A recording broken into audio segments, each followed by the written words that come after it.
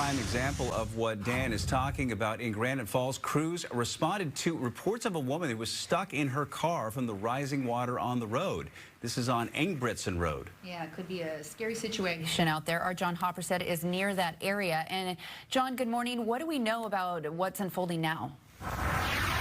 Well, guys, when we got here, that car was underwater here, and you can just see how there's water over this roadway here at Ingebretson, right by 172nd here, and it was almost completely submerged. Now, neighbors telling me they were able to get that woman out of that car. She is safe, and they actually were able to back a tow truck. I was pretty impressed how deep that tow truck could go to hook up to that car and pull it out of there. So that is no longer there, but that car was almost completely submerged in the water here when we got here. So obviously you don't want to try to drive through this stuff. At this point, they have put out road closure signs here, so hopefully nobody tries to go through here going into the future here, because the rain is still coming down hard here in the Granite Falls, Lake Stevens area. Spoke to the neighbor that lives over here right next to the road, and he says he woke up and saw some of his beehives floating around because the water is getting into his yard at this point.